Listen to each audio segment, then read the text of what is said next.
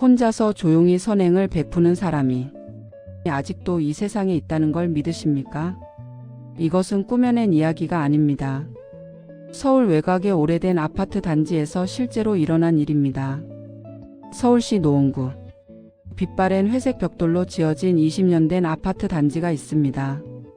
총 320세대가 모여 사는 이곳은 젊은 가족도 있고 오래된 터줏대감 어르신들도 많은 동네입니다. 이 아파트 경비실에는 올해 56살의 박상철 씨가 근무하고 있습니다. 박상철 씨는 이 아파트 경비원으로 일한 지 벌써 12년이 넘었습니다. 하루 12시간씩 격일로 근무하는 그는 이 아파트 주민이라면 누구보다 더 잘 알고 있었습니다. 상철 씨, 오늘도 왔네. 네, 어르신. 오늘 날씨가 많이 춥죠? 얼른 들어가세요. 그는 누구에게나 먼저 인사를 건네는 사람이었습니다. 무뚝뚝한 얼굴이지만 말을 걸면 금방 따뜻한 웃음이 번지는 그런 사람이었습니다. 그러던 어느 겨울 2023년 1월의 일이었습니다. 그날은 유독 바람이 차가웠습니다.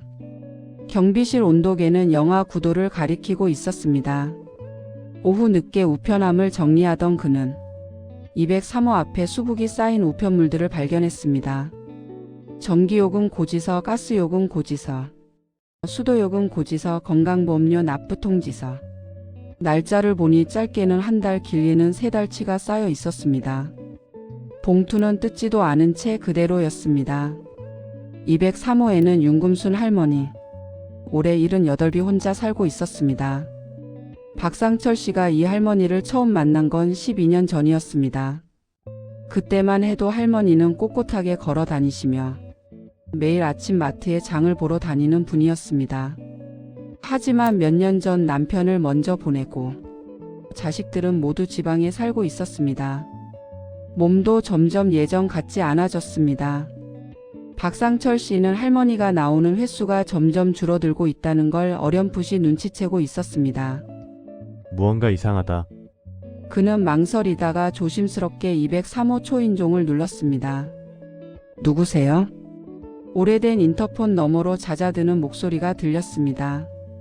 할머니, 저 경비실 박상철입니다. 우편물이 많이 쌓여 있어서요. 잠시 침묵이 흘렀습니다. 그리고 천천히 문이 열렸습니다. 박상철 씨는 그 순간 쏘스라치게 놀랐습니다. 분명 기억 속의 윤금순 할머니는 정정한 분이었는데 문틈 사이로 보이는 할머니는 몰라보게 달라지고 헬스케 있었습니다. 양쪽 손목에는 두꺼운 파스가 붙어 있었고 발걸음은 간신히 몸을 지탱하는 수준이었습니다. 거실 안쪽으로 얼핏 보이는 방 안은 이상할 만큼 썰렁해 보였습니다. 괜찮으세요? 저 우편물 갖다 드리려고요. 아, 고마워요. 들어와요. 박상철 씨는 조심스럽게 현관을 들어섰습니다. 그리고 곧 이유를 알았습니다. 거실 온도가 경비실보다도 낮았습니다. 할머니는 두꺼운 누빔 조끼를 입고 담요를 둘러쓰고 있었습니다. 할머니, 혹시 보일러가 고장났어요? 아니에요. 그냥 좀 아껴야 해서요. 할머니는 웃으며 말씀하셨지만 그 눈빛은 다른 이야기를 하고 있었습니다. 박상철 씨는 집으로 돌아오는 길에 계속 생각이 머릿속을 떠나지 않았습니다. 아끼는 게 아니라 못 드시는 거겠지. 그날 밤 집에서 그는 아내에게 말했습니다. 여보, 203호 윤할머니 알지? 오늘 봤는데 좀 이상해. 고지서가 몇 달치씩 쌓여 있고 집안도 엄청 춥더라고. 아내는 잠시 생각하더니 물었습니다. 혹시 돈이 없으신 거 아닐까? 그럴 것 같아. 자식들한테 말씀은 안 하실 분이잖아. 폐 끼치기 싫어서. 그럼 어떡하려고? 박상철 씨는 한동안 말이 없었습니다. 그리고 천천히 입을 열었습니다. 내가 좀 낼까 생각 중이야. 아내는 놀라지 않았습니다. 남편이 그런 사람이라는 걸 20년을 같이 살아온 아내는 누구보다 잘 알고 있었습니다. 박상철 씨의 월급은 세후 185만 원이었습니다. 아내가 마트 파트타임으로 버는 돈까지 합쳐도 한 달 수입은 330만 원이 조금 넘었습니다. 대학을 다니는 딸아이의 등록금도 아직 남아 있었고 아버지 요양원비도 매달 나갔습니다. 여유가 있는 살림이 아니었습니다. 그럼에도 그는 다음날 관리사무소에 슬쩍 물어봤습니다. 혹시 203호 융금 쓴 할머니 공과금이 많이 밀려있지 않나요? 관리소장은 눈썹을 찡그리며 말했습니다. 아, 그 집이요? 전기도 2달, 가스도 2달, 수도까지 합치면 한 80만 원 정도 밀려 있는 것 같던데요. 이번 달 안에 안 내시면 단전될 수도 있어요. 박상철 씨는 경비실로 돌아와서 통장을 열었습니다. 비상금 통장에 92만 원이 남아 있었습니다. 그는 3분쯤 통장을 바라보다가 스마트폰을 꺼냈습니다. 그리고 인터넷지로 납부 앱을 켰습니다. 전기요금 34만 8천 원. 납부 완료. 가스요금 28만 2천 원. 납부 완료. 수도요금 11만 4천 원. 납부 완료. 그는 할머니 이름으로 할머니 집 주소로 총 74만 4천 원을 납부했습니다. 단 한 가지 조건이 있었습니다. 할머니가 모르게. 다음 날부터 박상철 씨는 할머니의 우편함을 먼저 확인했습니다. 이번 달 고지서가 새로 나오면 밀리기 전에 자신이 먼저 내기 위해서였습니다. 할머니가 따뜻한 집에서 겨울을 날 수 있기를 그것만 바랐습니다. 일주일이 지났습니다. 박상철 씨가 경비실 앞을 청소하고 있는데 윤금순 할머니가 천천히 걸어 나오셨습니다. 손에는 작은 보자기를 들고 있었습니다. 상철 씨, 이것 좀 받아요. 보자기 안에는 할머니가 직접 만든 깍두기 한 통과 식혜 한 병이 들어 있었습니다. 아, 할머니 이러시면 안 돼요. 갑자기 공과금이 납부됐다고 문자가 와서 내가 잘못 알아들은 건지 했는데 전기 회사에서 확인해 보니까 진짜 납부가 된 거야. 이게 어떻게 된 건지는 모르겠는데. 할머니는 말끝을 흐리며 박상철 씨의 눈을 잠깐 바라봤습니다. 아마 관리사무소에서 착오로 처리됐나 봐요. 저도 잘 모르겠는데요. 박상철 씨는 능청스럽게 말하며 고개를 돌렸습니다. 할머니는 잠시 그를 바라보다가 아무 말 없이 고개를 끄덕이셨습니다. 그래요? 뭐 어떻게 된 건지는 몰라도 따뜻하게 지낼 수 있겠네요. 고마워요. 박상철 씨는 깍두기 통을 받아들고 경비실로 들어갔습니다. 그리고 혼자서 피식 웃었습니다. 그것으로 충분했습니다. 그의 겨울이 지나고 봄이 오고 여름이 지나고 또 겨울이 왔습니다.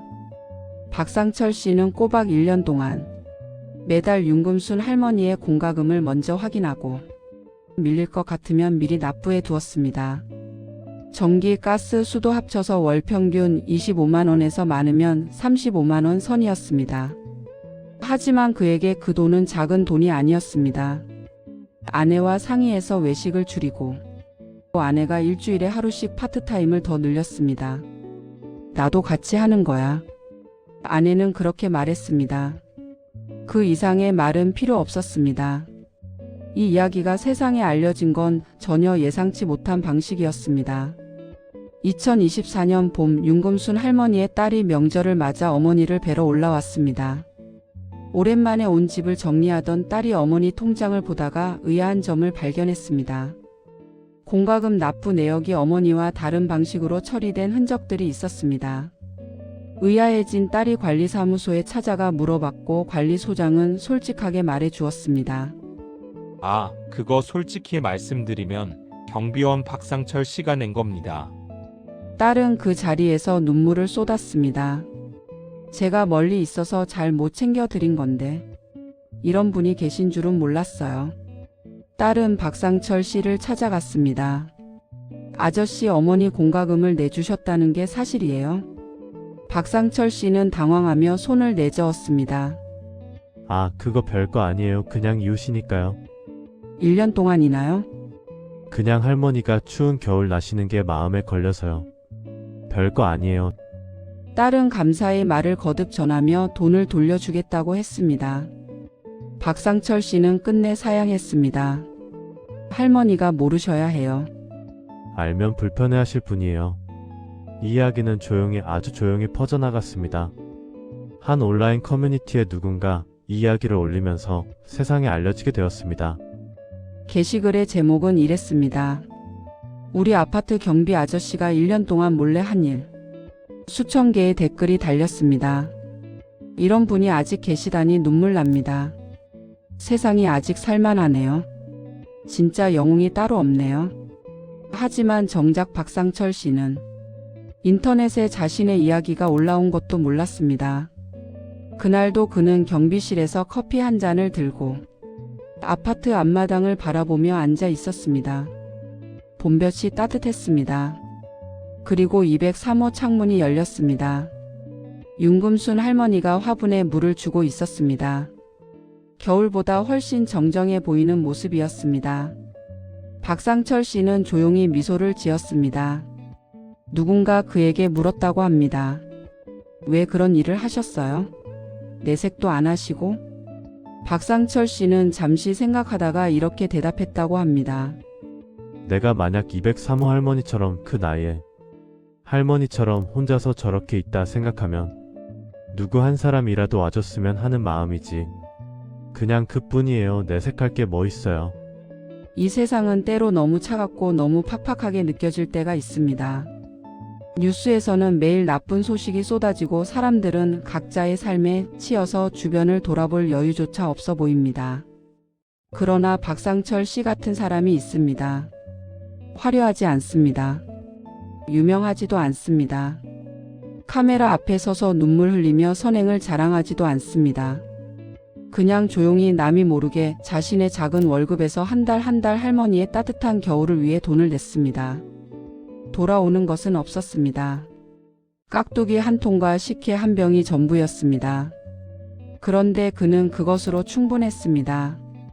우리가 가끔 느끼는 세상에 대한 피로감, 사람들에 대한 실망감, 그 모든 것들이 박상철 씨 같은 사람 한 명으로 인해 스르르 녹아내립니다. 박상철 씨는 지금도 노원구의 그 아파트 경비실에 앉아 있습니다. 오늘도 누군가에게 먼저 인사를 건네고 있을 것입니다. 어르신, 오늘 날씨가 많이 춥죠? 얼른 들어가세요. 그 말 한마디에 온기가 담겨 있다는 걸 이제 우리는 압니다. 오늘 하루 주변에 누군가에게 먼저 인사를 한번 건네보시는 건 어떨까요? 작은 관심 하나가 누군가의 겨울을 따뜻하게 만들 수 있습니다. 박상철 씨처럼.